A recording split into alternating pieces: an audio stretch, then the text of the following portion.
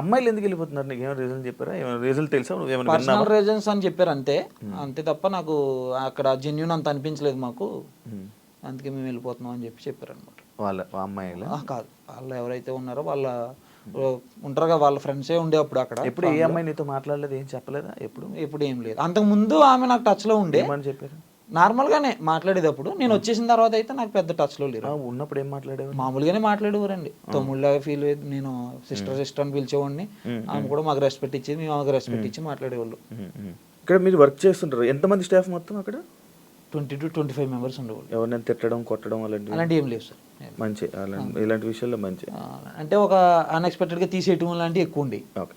స్క్రీన్లో కనిపించే వంశీకి బయట మీతో బిహేవ్ చేసే వంశీకి ఏమేమి తేడాలు ఉన్నాయి, ఏంటి? అంటే స్క్రీన్లో మోటివేషన్స్ ఇస్తారు కదా, అవి బయట ఉండవు. మేమైతే గమనించింది అదే. ఒక మనిషితో ఎలా ఉండాలంటారు ఆయన, ఒక మనిషిని లవ్ చేయాలి, ఒక ఎవరైనా సరే అమ్మాయి అయినా అబ్బాయి అయినా మనం లవ్ చేయాలంటారు కదా, బయట అది ఉండదు. అక్కడ ఉన్న ఎంప్లాయీస్ని కూడా కూలోడు అంటారు ఆయన, లేబర్. అంటే నేను అవసరం ఉన్నప్పుడు పిలుస్తాను, అవసరం లేనప్పుడు మానేస్తాను, నేను కూలి పని ఇస్తాను అంతే అంటారు ఆయన. అంటే బయట ఇచ్చేంత మోటివేషన్ ఆయన ఉండదు, రియల్ లైఫ్ లో బయట ఉండదు. అండ్ మనుషులతో బిహేవింగ్ కూడా అంత బాగుండదు. అలా అన్నయ్య కృష్ణ గారు బాగానే ఉంటారు. మాతో అయితే చాలా ఫ్రెండ్లీగా ఉంటుండే. అసలు మాకు ఎప్పుడు కూడా ఇబ్బంది లేదు మాకు. ఈయన వల్ల అయితే మేము పడ్డాం, చాలా పడ్డారు. నేనైతే నరకమే చూసిన. నేనైతే నైట్లో ఎక్కడెక్కడికో రమ్మంటారు, అక్కడ రమ్మంటారు. అంటే వాళ్ళకి డ్రింకింగ్ అలవాటు ఉంటుంది. అక్కడ డ్రింక్ చేసేసి వీళ్ళు వెళ్ళిపోయేటప్పుడు మామూలుగా వెళ్ళిపోతారు. అక్కడ నుంచి వాళ్ళని నేను తీసుకురావాలి. నైట్ నన్ను ఇంజాపూర్, నేను వెళ్ళేది ఇక్కడ నుంచి 1 గంట నుంచి వెళ్ళేటప్పటికి నాకు 1 గంట అవుతుంది. నేను పడుకుని ఫుడ్ తిని పడుకునేటప్పుడు 2 అవుతుంది.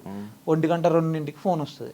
ఇంజాపూర్ అనేది చాలా లోపల ఏరియా అది. అక్కడి నుంచి నేను వాళ్ళు ఎక్కడ ఉన్నారో అక్కడికి వెళ్ళాలి, ఏమి వెహికల్ లేకుండా. ఎందుకంటే మరి వాళ్ళ వెహికల్లో తీసుకుని రావాలి కదా. పడిపోతుంటే నేను వెళ్ళి తీసుకుని రావాలి. అది నాకు చాలా, ఇంకొకసారి 2-3 సార్లు అయితే వాళ్ళ ముందు అమ్మాయిలు ఉంటారు కదా, వాళ్ళతో అమ్మాయిల ముందు తిట్టడం కానీ అలాంటివి ఏమీ చేయలేదు నన్ను అయితే. అమ్మాయిల ముందు అయితే నన్ను ఎప్పుడు తిట్టలేదు. అంటే లోపలికి నేను ఎప్పుడు వెళ్ళేది కాదు, బయట నుంచే ఇంకా పికప్ చేసుకోవడం రావటం అంతే మనకైతే జరిగింది. ఒక్కొక్కసారి అయితే నన్ను అక్కడ వాళ్ళని అక్కడ వదిలేసి నువ్వు వెళ్ళిపో అనేవారు. నేను నైట్ ఎక్కడ ఉండిపోతావు, నువ్వు వెళ్ళిపో అనేవారు. అక్కడ నుంచి మళ్ళీ నేను ఎన్ని పాటలు పడ్డా నేను రావాలి ఇంక ఇక్కడికి. ఆ టైంలో ఏముంటాయండి అంత దూరంలో, శంకరపల్లి అటు సైడ్ అంటే ఏముంటాయి. అలాగే ర్యాపిడోలు అని ఈ బుక్ చేసుకుని ఇంజాపూర్కి వెళ్ళేది. ఓకే. మీరు అక్కడ పని చేస్తున్నప్పుడు నార్మల్గా మీకు ఒకటి ఉంటుంది, వారధి ఫార్మ్స్ అని ఉండేది. అది ఎందుకు క్లోజ్ చేశారు? క్లోజ్ చేయలేదు, రన్నింగ్ లో ఉందా? అది ఎందుకు అది ఉందా ఇప్పుడు? రన్నింగ్ అవుతుంది, అదే బాగా రన్ అవుతుంది కదండి. అది బాగా రన్ అవుతుంది. అందులోనే ఐటమ్స్ కూడా దాంట్లోనూ కూడా కొన్ని కంపెనీస్ నుంచే ఉంటాయి. కంపెనీస్ ఏదైతే ఈ కంపెనీస్ ఉన్నాయో అక్కడ నుంచి కూడా వాళ్ళు తెచ్చుకుంటారు కొన్ని. ఇవన్నీ ఓ మ్యానుఫ్యాక్చరింగ్ కంపెనీ ఉంటుంది. కెమికల్ వాడతారు, కన్ఫామ్గా చెప్పలేం. కెమికల్స్ అయితే వాళ్ళు ఏ వాళ్ళు ఏంటంటే ఒక 10 మంది 50 మంది రైతుల నుంచి తీసుకొస్తారు వాళ్ళు. వాళ్ళ అవతల ఆ రైతు ఎట్లా చేసాడు, కొంతమంది పంట ఎక్కువ రావాలని కొడతారు, ఏం చెప్పలేం కదండి దాంట్లో. వంశీ అప్పుడప్పుడు నిజంగా ఫార్మింగ్ చేస్తున్నట్టు, ఆయనే ఫార్మ్ చేస్తున్నట్టు కానీ, లేకపోతే ఇంత సైట్ ఉంది, ఇన్ని ఎకరాలు ఉన్నాయని చెప్పి వీడియోలు చేస్తూ ఉంటాడు కదా, అది నిజమైన ఫార్మింగ్ చేస్తారు? లేదండి, అది కూడా ఫేక్. లేదండి. ఆయనకి నిజంగా నేను చెప్పేది ఏంటంటే మీకు ఇది ఒకటే, ఆయనకి ఫార్మింగ్ మీద నాలెడ్జ్ అయితే లేదు సార్. చెప్పడం మాటల మీదే ఉంటాయి నాలెడ్జ్. ఒక్కసారి నేను ఇది మీరు డైరెక్ట్ ఆయన అడిగినా సరే, ఒక పంట ఎన్ని రోజులకు వస్తుందో అడగండి, ఆయన కరెక్ట్గా చెప్తేనే చెప్పమనండి. ఒక చెట్టు నాటిన తర్వాత ఎన్ని రోజులకి పెరుగుతుంది, ఎన్ని రోజులకి మనం దానికి స్ప్రే కషాయాలు కొట్టాలి అని అడగండి. ఒక ఆకు చూపించి ఈ ఆకు ఏ చెట్టుదని అడగండి, చెప్పలేరు. ఆర్గానిక్ లైక్ ఇలా పంట పండించే వాళ్ళు, రైతులు కానీ వీళ్ళు కానీ వంశీతో మాట్లాడి ఉంటారు, వంశీతో ఇది చేస్తుంటారు, నీతో కూడా మాట్లాడతారు రైతులు అంటారు. వాళ్ళ రియాక్షన్ ఏంటి, ఎలా ఉంటుంటది వంశీతో మాట్లాడుతున్నప్పుడు? దాని తర్వాత నీతో మాట్లాడి వంశీ గురించి నీ గురించి చెప్తూ ఉంటారు కదా, లైక్ ఏం మాట్లాడుతుంటారు వాళ్ళు? ఎక్కువ ఏంటంటే ఫార్మర్స్ తోటి ఎక్కువ ఉంటుందండి. ఈయన కనెక్ట్ అయ్యేది ఒక ఇద్దరితో కనెక్ట్ అవుతారు. వాళ్ళు ఫోన్ చేసి ఓన్లీ మెటీరియల్ పంపుతారు అంతే మనకి. ఆ తర్వాత వాళ్ళు కట్ అయిపోతుంది. ఇంకా తర్వాత మనకి ఇంకా పెద్ద రిలేషన్ ఏమి ఉండదు వాళ్ళతోటి. నాకు వేరే ఫార్మర్స్ దగ్గర నుంచి వస్తాయి అనమాట ఫోన్స్, మీరు ఆర్గానిక్ ఫార్మింగ్ అని చేస్తున్నారు కానీ అది అంత నిజంగా ఆర్గానిక్ గా మీరు గుండెల మీద చేసుకుని చెప్పండి, మీ దగ్గర ఉన్న ప్రొడక్ట్స్ అన్ని ఆర్గానిక్కేనా నేను ఆల్రెడీ ఆర్గానిక్లో అగ్రికల్చర్ డిపార్ట్మెంట్లో నేను ఆల్రెడీ చేశాను, నేను నాకు ఎక్స్పీరియన్స్ ఉంది, మీ ప్రొడక్ట్స్ అన్ని నేను తెచ్చుకున్నాను, నాకు అంత అనిపించలేదు అని. ఇప్పుడు కూడా రివ్యూస్లో కూడా కనిపిస్తాయి మీకు ఇవన్నీ ఆర్గానిక్ కాదని.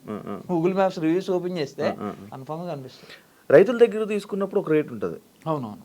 ఆ రేట్కి ఈ ఆర్గానిక్ ఫార్మ్స్లో అమ్మే రేట్కి ఎంత డిఫరెన్స్ ఉంటుంది? అంటే మీకు ఏమవుతుందండి, ఇది ఒక చైన్ లాగా ఉంటుంది అనమాట. అక్కడ ఆర్గానిక్ ఫార్మ్ ఏదైతే రైతులు ఉన్నారో వారు రైతులందరూ కూడా కంపెనీస్కి డైరెక్ట్ తీసుకురాలేరు. కిలో లెక్క ఉంటుందా? కిలో లెక్క. డబుల్స్ లా ఉంటుందా? లేదు లేదు లేదు, కిలో లెక్కనే ఉంటుంది రైతుల దగ్గర కొనేది. రైతులు అంటే వాళ్ళు ఇప్పుడు మన ఈయన దగ్గర వచ్చే కొన్ని మాత్రమే రైతుల దగ్గర నుంచి, కాబట్టి అవి మంచి రేట్లోనే వస్తాయి, రీజనబుల్ రేట్లోనే ఈయనకి వస్తాయి. ఎంత మార్జిన్ వేసి అమ్ముతాడు మళ్ళీ? ఇంటూ టూ 60 వస్తే 120, 120 వస్తే 240, 240 వస్తే 480. మరి ఇప్పుడు నువ్వు ఇన్ని నిజాలు బయటకు చెప్తున్నావు, ఇంత గురించి ఆయన గురించి ఇలా మాట్లాడుతున్నావు కదా, థ్రెట్ కానీ నీకు అవి? నేను నిజం కోసం పోరాటం చేస్తున్నానండి. న్యాచురల్ ఫార్మర్స్ కోసం ఫైట్ చేస్తున్నాను. నేనేమన్నానంటే ఫార్మర్స్ చేసేదాన్ని, న్యాచురల్గా ఫార్మింగ్ చేసే వాళ్ళని బూత్ చెయ్యొద్దు, వాళ్ళు చేసేది నిజంగా చేస్తున్నారు. చాలా మంది ఉన్నారండి ఇప్పుడు న్యాచురల్ ఫార్మింగ్ చేసేవాళ్ళు, సురేష్ అని, ఎక్స్ప్లోర్ శివ అని, వర్ధన్ అన్న అని, వీళ్ళందరూ కూడా చాలా బాగా చేస్తున్నారు ఫార్మింగ్. నేను ఎక్స్ప్లోర్ శివ అన్న దగ్గర నేను నేర్చుకున్నా, ఈ మన రంగప్రసాద్ గారి దగ్గర నేర్చుకున్నా. రంగప్రసాద్ గారి దగ్గర ఒక 2 రోజులు ఉండి, సార్ అసలు ఆర్గానిక్ ఫార్మింగ్ నాకు తెలంగాణలో అన్ని కూడా ఆయన దగ్గర నేర్చుకున్నాం మేము. నేను మా ఫాదర్ వెళ్ళి కొన్ని విషయాలు ఆయన ఫామ్ దగ్గర, శ్రీశైలం దగ్గర ఉంటుంది ఆయన ఫామ్, అక్కడికి వెళ్ళి. అలాగే ఎక్స్ప్లోర్ శివ సాద్నగర్లో ఉంటారు ఆయన దగ్గర నేర్చుకున్నాం. ఈయన దగ్గర నుంచి వచ్చిన తర్వాత ఇంకా తెలుస్తున్నాయి కొన్ని చాలా. ఆయన దగ్గర ఉన్నప్పుడు తెలియలేదు మాకు, నాలెడ్జ్ ఏం లేదు ఆయన దగ్గర. ఆయన దగ్గర ఉంటే మనకు నేర్పుతాడు, ఆయన దగ్గర లేదు మనకేం నేర్పుతాడు ఆయన. పలానా టైం ఏ టైంలో మనం కషాయాలు కొట్టాలనే టైమింగ్ నాలెడ్జ్ కూడా తెలియదు ఆయనకి. ఏదో పేరుకు పెట్టేసాం అంతే. నువ్వు పెడతావా? నీకు ఆలోచన ఉందా? నాకు లేదు, నాకు లేదు. కానీ ఫార్మర్స్ కి సపోర్ట్ చేస్తున్నాను. ఫార్మర్స్ సపోర్ట్, మంచి ఫార్మర్స్. నీకు ఇప్పుడు వాళ్ళు నీకు ఎవరో వచ్చి నీకు ఒక ఫామ్ ఇది ఆర్గానిక్ ఫామ్ పెట్టాలనుకుంటారు, నువ్వు వాళ్ళకి సపోర్ట్ చేసి? నేను సపోర్ట్ చేస్తానన్న. నేను వాళ్ళ దగ్గర నాకు చార్జెస్ కానీ ఏం తీసుకోను. నేను ఆల్రెడీ ప్రీవియస్ ఇంటర్వ్యూలో కూడా చెప్పాను, ఆర్గానిక్ ఫార్మర్స్ ఎవరైతే ఉన్నారో వాళ్ళే హోమ్ మేడ్ ప్రొడక్ట్స్ ఎవరైతే తయారు చేస్తున్నారో లేడీస్కి, అలాగే ఎవరైతే అంటే ఫీమేల్ ఎవరైతే ఇంట్లో ఉండే హౌస్ వైఫ్ లాగా ఉండి ఏమైనా చేసుకుంటారో వాళ్ళకి, అలాగే ఎవరైతే కష్టపడి నా దగ్గర మంచి ప్రోడక్ట్ ఉంది నేను జనాల్లోకి తీసుకెళ్దాం అనుకున్న వాళ్ళకి మాత్రం నా సపోర్ట్ ఇస్తానన్న కన్ఫర్మ్గా. ఇంతకు ముందు ఆర్గానిక్ ఫామ్ గురించి సంబంధించిన వంశీ కొన్ని వీడియోలు డిలీట్ చేయడం జరిగింది. అవునండి, డిలీట్ చేస్తూ ఉంటారు. ఎందుకు డిలీట్ చేస్తూ ఉంటారు? రీజన్ ఏంటి? కారణాలు ఏంటి? ఆ కారణాలు ఇప్పుడు చాలా మందికి డౌట్, అదే క్వశ్చన్ మార్క్, అది పెద్ద క్వశ్చన్ మార్క్. అది ఇప్పుడు జనాల దగ్గర ఇప్పుడు అదే వచ్చిన కస్టమర్లు కానీ వాళ్ళు కానీ ఏమనుకుంటుంటారు ఏంటి? అది బయట పీపుల్స్ ఏమంటారు అంటే, మీ సార్ కామెంట్స్ ఎందుకు ఆపుకున్నాడు అడిగే ఫస్ట్ క్వశ్చన్ మమ్మల్ని. తర్వాత ఈ వీడియోస్ ఏమైతే ఉన్నాయో నేను వచ్చేసిన తర్వాత డిలీట్ అయినాయి, నేను ఉన్నప్పుడు డిలీట్ అవ్వలేదు. నేను వచ్చిన తర్వాత కూడా వీడియోస్ ఎందుకు డిలీట్ చేశారు? ఇప్పుడు ఆ వీడియోస్ చాలా వాల్యుబుల్ వీడియోస్ అవి. ఎందుకంటే ఒక ఫార్మర్ దగ్గరికి వెళ్ళి, ఇప్పుడు నాలాంటి యంగ్స్టారో లేకపోతే నా సపోర్ట్ తీసుకుని ఇంకో యంగ్స్టారో ఎవరో వస్తారు, ఆర్గానిక్ ఫార్మింగ్ చేద్దామని ఒక 10 ఎకరాలు తీసుకుంటాడు. ఒక దాని గురించి తెలియదు, అగ్నాస్త్రం గురించి తెలియదు. ఆయన అగ్నాస్త్రం గురించి ఒక వీడియో చేశారు, లేదంటే ఇంకొక ఫార్మ్ దగ్గరికి వెళ్ళి అక్కడ వీడియో చేశారు. ఒక ఫార్మర్ని ఇంట్రొడ్యూస్ చేశారు. ఆ ఫార్మర్ దగ్గరికి వెళ్ళి ఎద్దుగాని నూనె గురించి చెప్పారు ఆయన. ఇప్పుడు నాకు తెలీదు, నేను ఆయన దగ్గరికి వెళ్ళాలంటే ఆ వీడియో ఉంటేనే కదా వెళ్ళేది. ప్రతి వాళ్ళు ఎవరో డౌన్లోడ్ చేసి పెట్టుకోరు కదా దాన్ని. ఆ వీడియో లేదు. ఇప్పుడు అది ఏమైతే మెసేజ్ లేనట్టే కదా. ఇంకా అలా ఫాలో అయ్యే వీడియోస్ చాలా డిలీట్ అయిపోయినాయి. నేను ఆయన డిలీట్ చేశారు. ఆయన దగ్గర ఉంటది, మన దగ్గర ఉండదు కదా డిలీట్ చేయడానికి. లేదండి, ఆయన ఇప్పుడు మెయింటైన్ చేసేది అయితే మరి ఆయనే చేసుకుంటున్నారు. అంతకు ముందు అయితే మేమే చేసేదాన్ని. ఆయన మొత్తం మీరే హ్యాండిల్? మొత్తం ఇన్స్టా హ్యాండిల్ కూడా మీరే? లేదు, ఇన్స్టా హ్యాండిల్ మేము తీసుకోలేదు. అంటే మా వేరే పర్సన్కి ఇచ్చారు, నా వల్ల అవదన్నాను.